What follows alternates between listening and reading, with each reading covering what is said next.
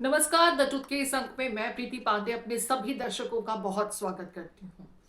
दोस्तों, the truth में आज हम बात करेंगे महाराष्ट्र में समाजवादी पार्टी के विधायक अबू आजमी की। जैसा कि आपको ज्ञात है, अबू आजमी ने औरंगजेब को लेकर के कुछ ऐसा बयान दे दिया जिसके चलते बीते 2 दिनों से अबू आजमी के विरुद्ध देश भर में प्रदर्शन हो रहे हैं। लोग अबू आजमी के निलंबन बल्कि उनकी सदस्यता रद्द करने की भी मांग कर रहे हैं। और ताजा डेवलपमेंट में महाराष्ट्र विधानसभा से इस पूरे सत्र के लिए अबू आजमी को निलंबित कर भी दिया गया है। लेकिन मामला यहीं समाप्त नहीं होता दिख रहा। ये विवाद और गहराता जा रहा है। लगातार अबू आजमी अपने पक्ष में दलीलें भी दे रहे हैं, लेकिन इन दलीलों से दूसरा खेमा शांत का होने वाला है। ये दलीलें कन्विंसिंग नजर नहीं आती। लोग कह रहे हैं कि अबू आजमी देश विरोधी विचारधारा रखते हैं, इन्हें देश से बाहर भेज देना चाहिए। इस मुल्क में रहने का इन्हें कोई अधिकार नहीं है। ताजा डेवलपमेंट, उत्तर प्रदेश के मुख्यमंत्री योगी आदित्यनाथ ने आज विधान परिषद में अबू आजमी को लेकर के जिस तरीके से समाजवादी पार्टी के प्रमुख अखिलेश यादव को आड़े हाथों लिया, उसके बाद मामला एक बार फिर गर्मा गया है। सुन लीजिए किस तरीके से योगी आदित्यनाथ सपा प्रमुख को सलाह दे रहे हैं कि आजमी के विरुद्ध कार्रवाई कीजिए, उन्हें यूपी भेज दीजिए। जरा सुनिए आगे सीएम योगी आदित्यनाथ क्या कुछ कह रहे हैं। समाजवादी पार्टी का नेता, आपका विधायक घोषणा करो ना, उस कमबख्त को निकालो पार्टी से और उसको एक बार यूपी भेज दीजिए, बाकी उपचार हम अपने आप करवा लेंगे। जो व्यक्ति छत्रपति शिवाजी महाराज की परंपरा पर गौरव की अनुभूति करने की बजाय लज्जा महसूस कर रहा हो और औरंगजेब को अपना नायक मान रहा हो, क्या उसको भारत के अंदर रहने का अधिकार होना चाहिए क्या? तो भाई योगी आदित्यनाथ ने तो इस मुद्दे पर समाजवादी पार्टियों को जमकर घेरा। कुंभ को लेकर के हमने देखा था किस तरीके से अखिलेश यादव विपक्षी खेमा लगातार प्रदेश की सरकार पर हमलावर रहे। अब मौका योगी आदित्यनाथ के पास है, तो वो इस मौके को कैसे जाने देते। सपा प्रमुख को कह दिया अबू आजमी को भेज दीजिए यूपी, हमारे यहाँ इलाज भी होता है और कोई देरी नहीं होती। हालांकि योगी द्वारा कहे गए इस वक्तव्य का जब मीडिया ने अबू आजमी से प्रतिक्रिया मांगा तो अबू आजमी ने क्या कुछ कहा, ये भी आपको सुना देते हैं। और आज मुझे खबर मिली कि मुझे इस पूरे सेशन के लिए इन्होंने निलंबित कर दिया है और मेरे पे केस भी फाइल है। मैं समझता हूँ कि ये क्या चीज़ है। ये एक जो है कुलरकर एक साहब है, क्या नाम कुलटकर साहब है, एक शोरापुरकर साहब हैं। इन लोगों ने तो ऐसे ऐसे अल्फाज बोले हैं महाराज के बारे में, छत्रपति महाराज के बारे में। मैं इन अल्फाजों को दोहराने की भी हिम्मत नहीं कर सकता और उनके ऊपर कुछ नहीं हो रहा है। तो आप अगर उत्तर प्रदेश जाएंगे तो आपका इलाज किया जाएगा, अगर इस तरह की बात आप लोग करेक्ट ट्रीटमेंट दी जाएगी। मैं तो देश में ही रहता हूँ, मैंने तो कोई ऐसी बात नहीं बोला है। अब योगी जी की सरकार है, यहाँ पे जो है हमारे फडणवीस साहब की सरकार है और हमारे एकनाथ शिंदे साहब की सरकार है। अगर इस सरकार में डिक्टेटरशिप है, इसमें जो है लोकशाही नहीं है, डेमोक्रेसी खत्म हो चुकी है, तो जो चाहे कर ले, मैं क्या कर सकता। अबू आजमी ने योगी को लेकर के ज्यादा कुछ तो कहा नहीं, लेकिन वो बार बार यही जस्टिफिकेशन दे रही हैं कि इतिहास में जो बताया गया है, जो पढ़ाया गया है, औरंगजेब एक राजा थे और उसको लेकर के जो भी कुछ कहा गया उन्होंने सिर्फ वही बयान किया। और अगर ये अपराध है तो फिर जिन्होंने वो पुस्तकें छापी, जिन्होंने इतिहास में उन तमाम चीजों का वर्णन किया, उस पर भी एक्शन होना चाहिए था। जरा सुन लीजिए। तो हमने जानबूझकर कोई ऐसी चीज नहीं बोला है, हमने वही चीजें बोली है जो हिस्ट्री में दर्ज है, जो आज भी जो प्रोफेसर लोग जाकर जगह जगह मीटिंग करके औरंगजेब के लिए ऐसी बातें बोलते हैं, वही बातें मैंने बोला है जो ऑन रिकॉर्ड मेरे पास है।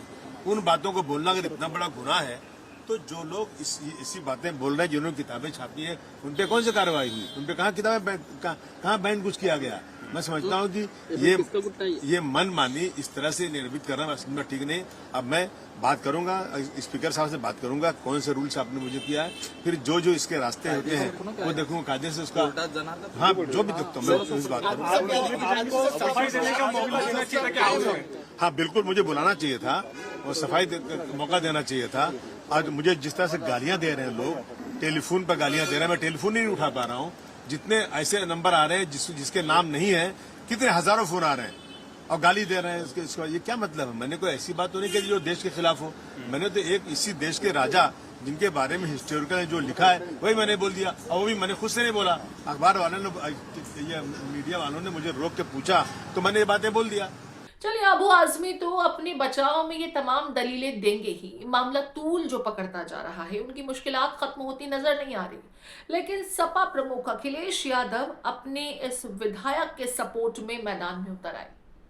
उन्होंने हालांकि सदन में योगी आदित्यनाथ ने जो कहा उस पर तो बहुत ज्यादा कटाक्ष नहीं किया था, लेकिन बाद में सोशल मीडिया प्लेटफॉर्म पर अखिलेश यादव ने जवाब भी दिया, पलटवार भी किया। जरा देखिए किस तरीके से अखिलेश यादव अपने ट्वीट में कहते हैं, निलंबन का आधार यदि विचारधारा से प्रभावित होने लगेगा तो अभिव्यक्ति की स्वतंत्रता और परतंत्रता में क्या अंतर रह जाएगा। हमारे विधायक हों या सांसद, उनकी बेखौफ दानिशमंदी बेमिसाल है।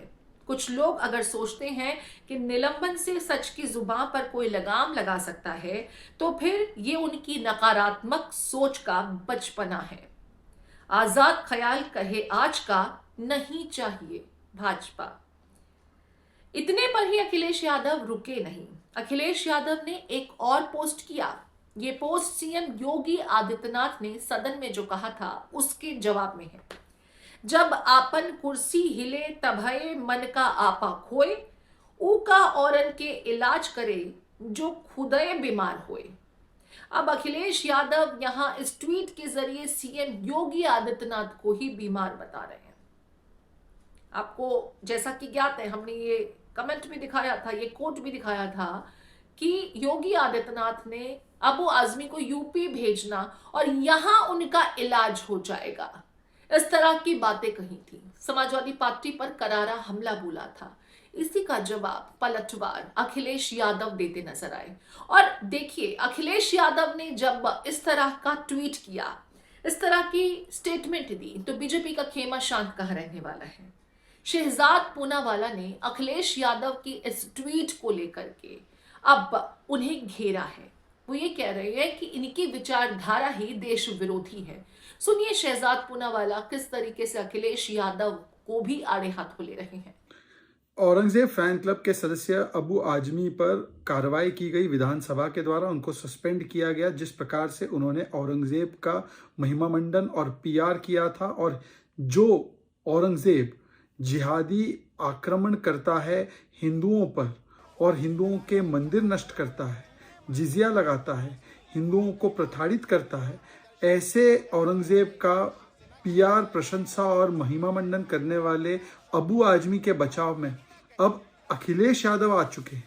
मतलब वोट बैंक की राजनीति के चलते अब ऐसे लोगों का भी बचाव करेंगे। वो कहते हैं कि जो सस्पेंड करने का निर्णय है ये नकारात्मक है।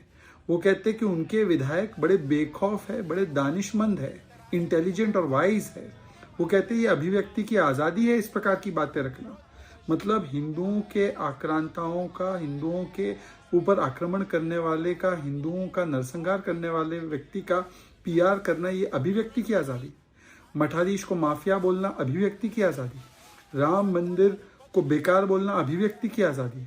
सनातन को समाप्त करने की बात या गाली देने की बात करना ये अभिव्यक्ति की आज़ादी। महाकुंभ को इंसल्ट करना ये अभिव्यक्ति की आज़ादी। ये दिखाता है कि हिंदुओं को दो गाली, हिंदुओं के आक्रांताओं के लिए बजाओ ताली, और यही इनकी बन चुकी है वोट बैंक की प्रणाली। इसीलिए आज अखिलेश यादव औरंगजेब फैन क्लब के सदस्यों के बचाव में भी आ रहे हैं, केवल वोट बैंक की राजनीति के चलते। देखिए, लगातार महाराष्ट्र में अबू आजमी को लेकर के कार्रवाई हो रही है। कोई जाकर के थाने में शिकायत दर्ज करा रहा है, कोई कह रहा है देशद्रोह का मुकदमा होना चाहिए, कोई कह रहा है इन्हें देश निकाला दे देना चाहिए। प्रतिक्रियाएं बहुत सी आ रही हैं। विरोध प्रदर्शन भी विधानसभा के बाहर हमने देखा, जिसके बाद अबू आजमी को इस सत्र के लिए तो सस्पेंड कर दिया गया, लेकिन लोग कह रहे हैं कि फिर भी ये एक्शन नाकाफी है। एक्शन और कठोर होने चाहिए, एक नजीर पेश होनी चाहिए ऐसे लोगों को जो देश के महान व्यक्तित्व का अपमान करने वाले, उनके साथ क्रूरता बरतने वालों के साथ तो हमदर्दी रखते हैं और उनके समर्थन में, उनके फेवर में स्टेटमेंट्स देते हैं। ऐसे लोग इस देश में रहने के हकदार नहीं है। जरा कुछ प्रतिक्रियाएं, कुछ तस्वीरें और अबू आजमी के विरोध में जो आई वो आप देख लीजिए। बस ओके।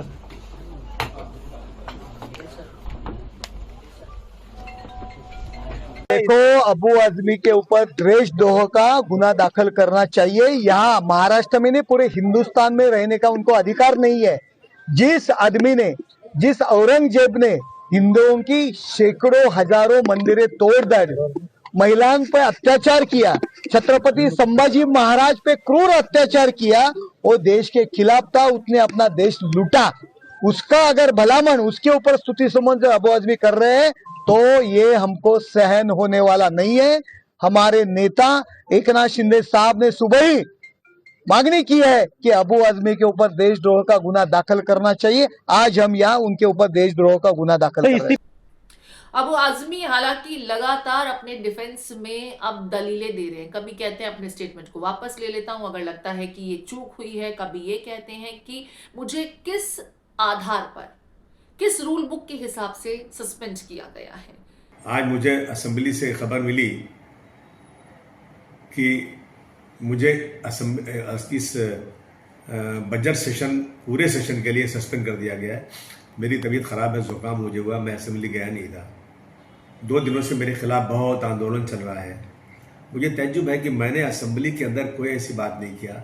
मैंने बाहर कुछ प्रेस वालों के किसी सवाल के जवाब में वो बातें बोल दी जो इतिहासकारों ने, हिस्टोरियन ने जो लिखी हैं बातें, जो रोज़ाना कॉलेजेस में, स्कूलों में, बड़ी मीटिंगों में जा कर के वो हिस्टोरियन लोग बच्चों को बताते हैं, वही बातें मैंने बोल दी।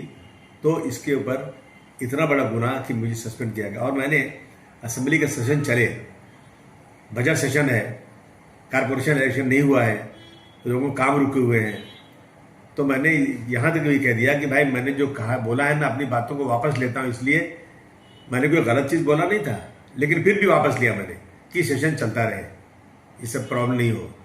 मैं अब जो है मैं पूछना चाहता हूँ महाराष्ट्र सरकार से कि क्या दोहरा कानून चलेगा यहाँ पर।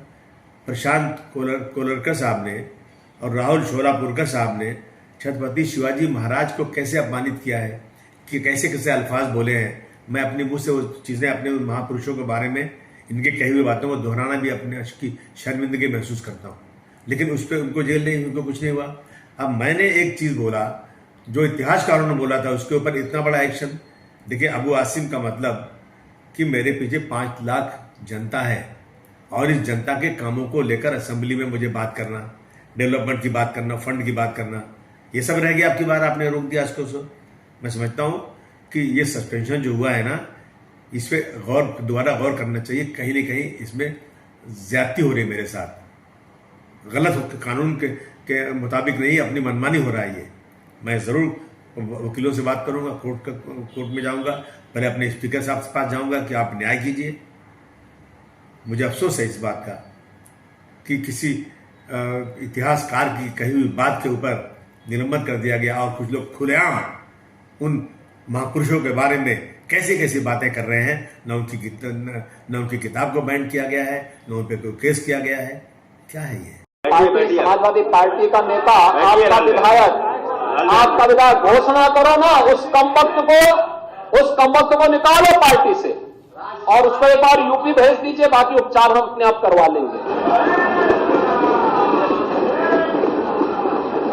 जो व्यक्ति छत्रपति शिवाजी महाराज की परंपरा पर गौरव की अनुभूति करने की बजाय लज्जा महसूस कर रहा हो और औरंगजेब को अपना नायक मान रहा हो, क्या उसको भारत के अंदर रहने का अधिकार होना चाहिए? क्या और समाजवादी पार्टी को इसका जवाब देना चाहिए। एक तरफ आप कुंभ को कोसते रहे और दूसरी तरफ औरंगजेब जैसे दुष्ट और क्रूर धर्मांध मंदिरों को तोड़ने वाले व्यक्ति को, भारत की आस्था को निर्ममता के साथ रौंदने का कार्य करने वाले व्यक्ति को महिमा मंडन करते हो। आखिर कौन सी नस ऐसी आपकी दबी हुई है कि आप लोग अपने उस व्यक्ति पर, उस विधायक पर नियंत्रण नहीं कर पा रहे हैं? और इसीलिए मैं कहना चाहता हूं कि खंडन क्यों नहीं समाजवादी पार्टी खंडन करे इसका। लगातार कभी इतिहासकारों पर ठीकरा फोड़ना तो कभी कहना कि मैंने किसी का अपमान नहीं किया है। जिसको लेकर जो वर्णन हमें इतिहास में बताया गया सिर्फ वही वर्णित किया गया था, वो भी जब पत्रकारों ने उनसे औरंगजेब के संदर्भ में सवाल पूछा था। कुल मिलाकर के अबू आजमी अब चाहे जितना डिफेंस दे ले, फिलहाल मामला तूल पकड़ चुका है और शांत होता नहीं दिखाई दे रहा है। लेकिन सपाइयों के खेमे से अबू आजमी के सपोर्ट में जिस तरीके से अब प्रतिक्रियाएं आने लगी है, आपको क्या लगता है मामला और तूल पकड़ेगा? ये विवाद कहां जाकर ठहरेगा? और औरंगजेब और छत्रपति संभाजी महाराज, इस किस्से को लेकर के अपने अपने तरीके से लोग जो इंटरप्रिटेशन इस वक्त कर रहे हैं, क्या वो इस घटनाक्रम में तार्किक है? आपके कमेंट्स का इंतजार रहेगा।